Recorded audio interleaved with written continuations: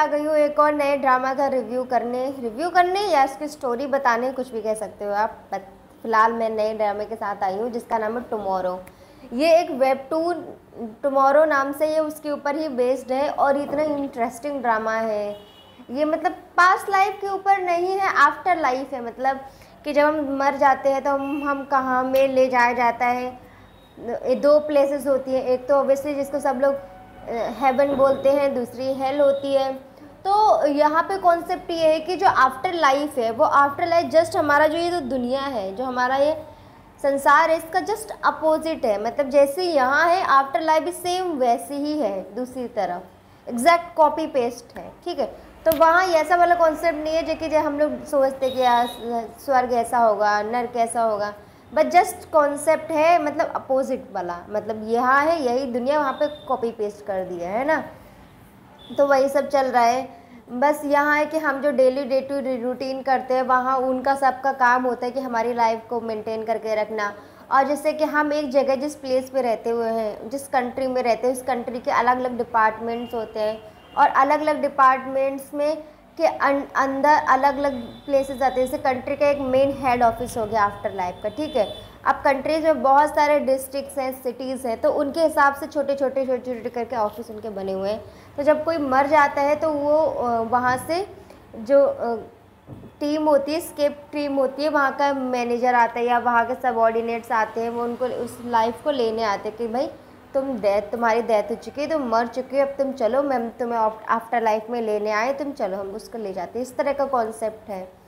और जिन लोगों ने बहुत ज़्यादा क्राइम्स किए होते हैं, मतलब जिन्होंने बहुत ज़्यादा क्राइम्स किए होते हैं या फिर जिन्होंने सुसाइड भी की होती है। ठीक है, तो सुसाइड भी एक तरह से अच्छा नहीं माना जाता। सुसाइड होता है कि सुसाइड से मतलब है कि तुमने सुसाइड की, तो सबसे बड़ा क्राइम तुमने अपने साथ किया है। सुसाइड करने से पहला तो ये होता है कि तुम्हारे जो बॉन्ड है तुम्हारे रिलेटिव्स के साथ में, सबके साथ एक कनेक्शन है, वो कट हो जाते हैं। तो मतलब आप सुसाइड करने के बाद जब भी तुम्हारा री इनकारनेशन होगा, जब भी दूसरा जन्म होगा, तो तुम्हारे कनेक्शन कट गए होंगे, तुम्हारे पास्ट लाइफ वाले सब रिलेटिव्स हैं, वो तुम्हें तुम्हारे अगले जन्म में नहीं मिलेंगे क्योंकि तुम्हारे कनेक्शंस कट चुके हैं।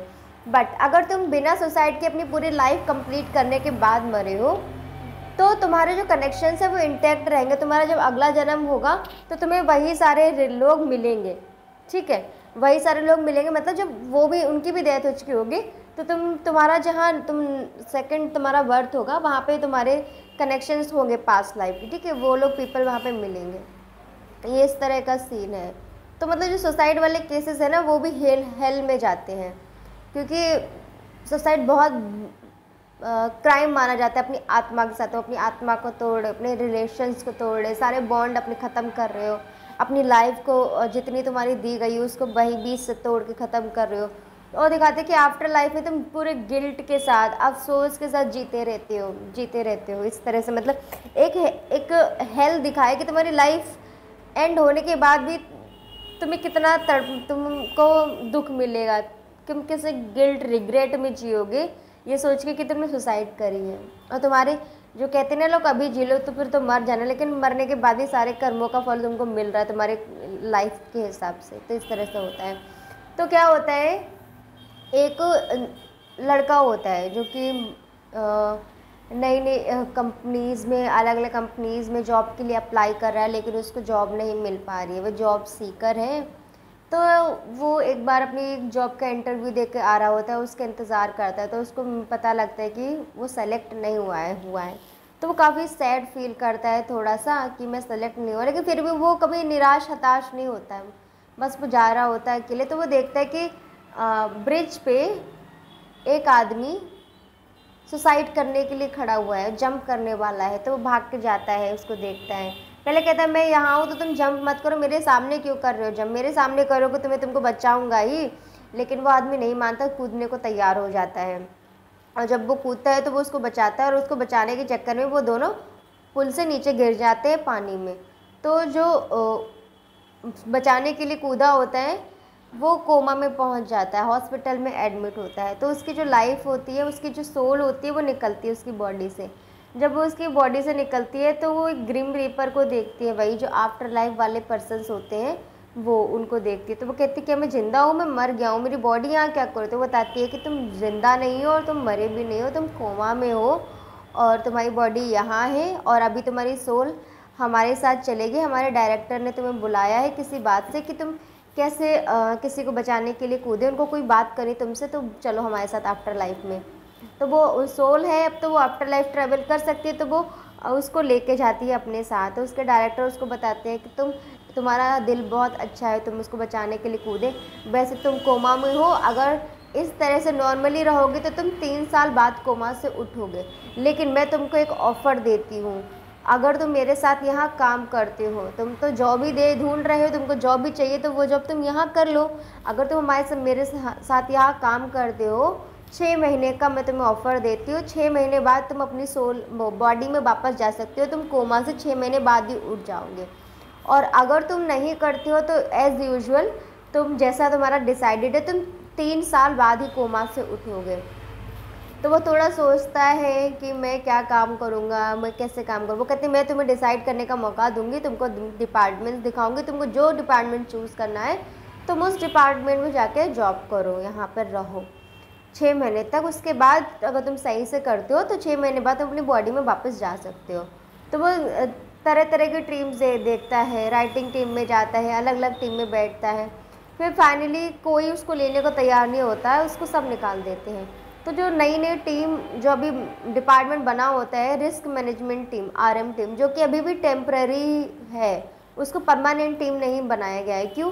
क्योंकि जो रिस्क मैनेजमेंट टीम है उसका काम है सुसाइड करने वाले लोगों को प्रिवेंट करना है, क्योंकि बहुत ज़्यादा रेशियो बढ़ गया है, बहुत सारे लोग सुसाइड कर रहे हैं। तो जो नेचुरल डेथ वाले केसेस आ रहे हैं वो तो हैं, उसके साथ जो एक्सीडेंट्स वगैरह हो रहे हैं वो भी हैं, बट सुसाइड लोग खुद से करें तो उसकी वजह से आफ्टर लाइफ में भी लोगों की बहुत ज़्यादा भीड़ जमा होती जा रही है, बहुत ज़्यादा ओवर वर्क होता है, और लाइफ और डेथ के बीच में जो बैलेंस है वो पूरा ख़त्म होने लगा है, मतलब डिसरप्ट होने लगा है, डिसबैलेंस हो रहा है। तो उस बैलेंस को दोबारा से बनाए रखने के लिए डायरेक्टर ने RM टीम को बनाया है, ताकि वो जाके सुसाइड वाले केसेस जितने भी होते हैं उनको रोके कि वो सुसाइड ना करे, किसी भी तरह से उनसे डील करे, ताकि जो ये रेशियो है लाइफ एंड डेथ का वो बैलेंस्ड रहे।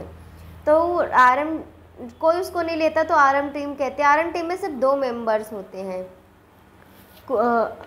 कुरियन और रिमरियन, तो वो उसको ले लेते हैं। तो जो उनके हेड होती है कुरियन, वो उसको कहती कि मैं इसको लेती हूँ। तो उसका दूसरा पार्टनर होता है इमरियन, वो पूछता है आपने क्यों लिया, वो कहती मैंने इसलिए लिया ताकि मैं इसको जैसे चाहूँ मैं उस तरह से इसका यूज कर सकूँ, उस तरह से इससे काम करवा सकूँ। फिर वो आता है, काम करते हैं, तो उनका टास्क होता है कि उनको मोबाइल, उनको सेम इस लाइफ की तरह मोबाइल फ़ोन्स मिले होते हैं जिनमें एप्लीकेशंस प्री डाउनलोडेड होता है।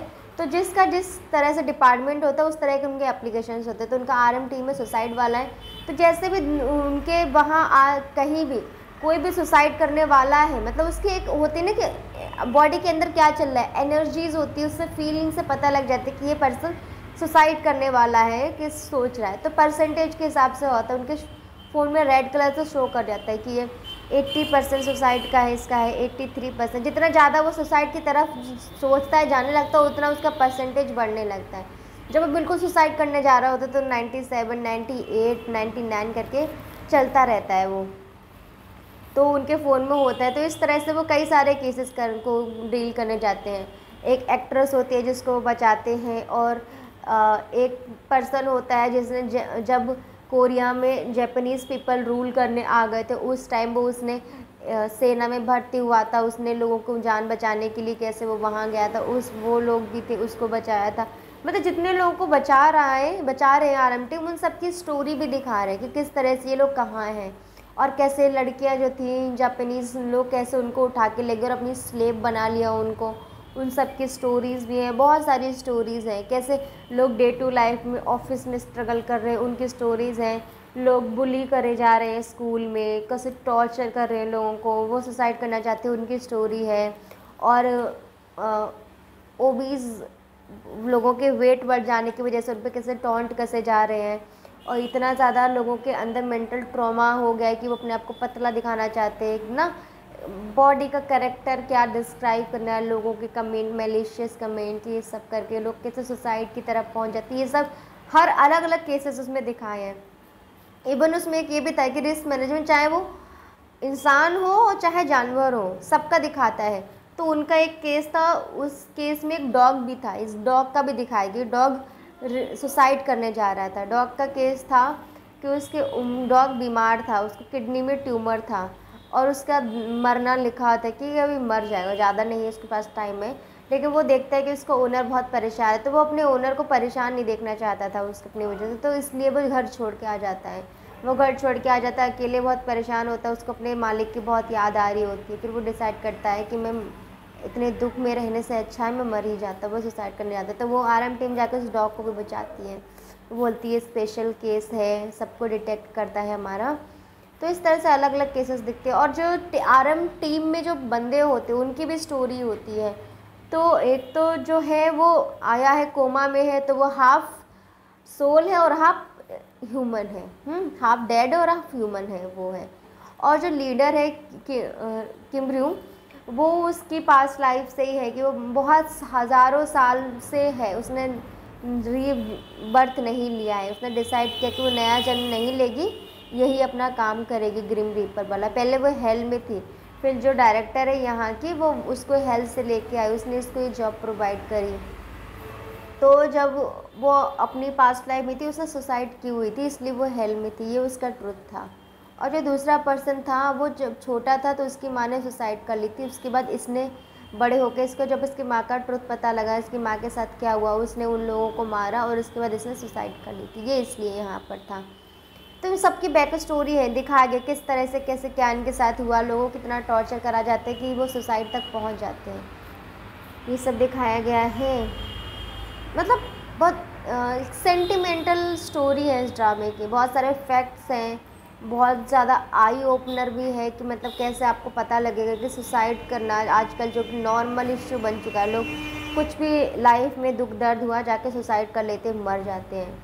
लेकिन सुसाइड वो चीज़ है जो हमें ईज़िली नहीं करनी चाहिए, ईज़ी का करनी ही नहीं चाहिए। सबसे बड़ा क्राइम है हमारी अपनी बॉडी अपनी सोल के साथ। तो आपको पता लगेगा कि हम क्या दुनिया में चल रहा है और क्यों नहीं करना चाहिए हमें। तो अच्छा बैलेंस्ड स्टोरी है, एक्टर्स अमेजिंग है, ये कहानी अमेजिंग है और उन कैरेक्टर्स की जो बैक स्टोरी थी सब कुछ अच्छे से पोर्ट्रेड है, सब कुछ अच्छे से दिखाई गई है। आपको कहानी देखते हुए बहुत इंटरेस्टिंग लगेगी हर एक नई स्टोरी के साथ। रिकमेंडेशन की बात करें तो मैं इसको 100% रिकमेंड करूँगी और रेटिंग में इसको 9 out of 10 दूँगी। Just go and watch this series.